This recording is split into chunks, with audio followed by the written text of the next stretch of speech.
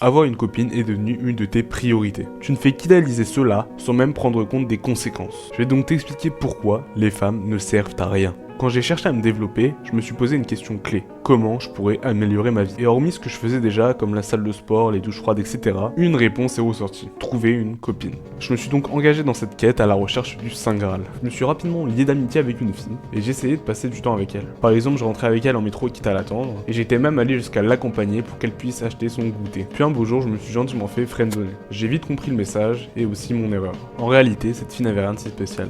Et si je passais mon temps avec elle, c'était pour avoir une copine, pas pour sortir avec elle. Et je m'étais vraiment persuadé qu'avoir une copine aurait pu changer ma vie positivement. J'avais tout faux. Le but du développement personnel, c'est toujours d'essayer de s'améliorer quotidiennement, etc. Mais lorsqu'on est dans la vie active, une denrée nous manque bien souvent, le temps. Et le peu de temps libre qu'on a, on va le consacrer à s'améliorer. Mais avoir une copine demande énormément de temps. Plus tu consacres du temps à ta copine, moins tu en consacres à toi-même. Certes, c'est des bons moments, mais que reste-t-il dans le futur? Malgré le titre très accrocheur de cette vidéo, elle n'est pas du tout faite pour dénigrer le fait d'avoir une copine. Mais selon moi, il y a des périodes pour en avoir et pour ne pas en avoir. Je pense que ta vie prend un gros tournant durant ta jeunesse. Tout ce que tu vas accomplir durant ta jeunesse te sera bénéfique durant tout le long de ta vie. Mais imagine que durant ta jeunesse, au lieu d'accomplir de grandes choses, tu passes ton temps avec les filles. Quand tu seras plus grand, il ne restera plus rien, hormis des regrets. Et je pense pas qu'on puisse se permettre de donner son temps à des plaisirs instantanés lorsqu'on a encore bon nombre de choses à accomplir et qu'on est encore nous-mêmes très peu accomplis. Car qu'on le veuille ou non, même si ça va sonner red pill, mal alpha, sigma ou je ne sais quoi, les femmes ont du plaisir instantané. À partir du moment où tu quittes ta copine, ce ne sont que des douloureux souvenirs qui restent. Et des plaisirs que tu avais auparavant, il ne reste plus rien. La deuxième erreur que j'ai faite, c'est de vouloir une copine. Je pense sincèrement que si tu désires une copine, tu ne trouveras jamais la bonne.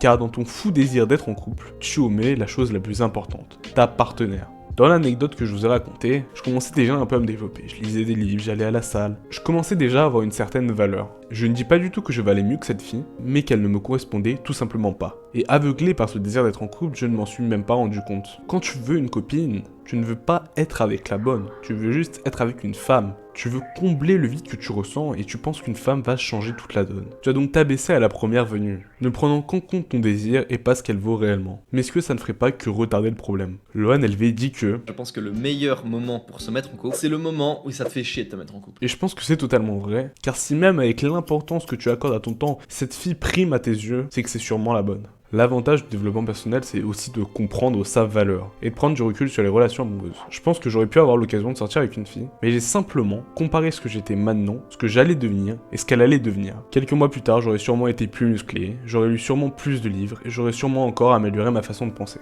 Et pendant qu'elle aurait tiré parti de mes bénéfices, elle ne m'aurait rien apporté en retour. Il y a un certain paroxysme derrière tout ça, car une fois que tu auras passé tout ce temps à te développer, à te refuser aux femmes, elles viendront naturellement à toi. Car grâce aux qualités que tu auras acquéries, la concurrence sera totalement laminée, et tu seras l'homme parfait. Le giga Chad. Je dénigre pas du tout le fait d'être en couple, et je vous souhaite donc à tous de trouver la bonne, mais n'oubliez pas, agissez.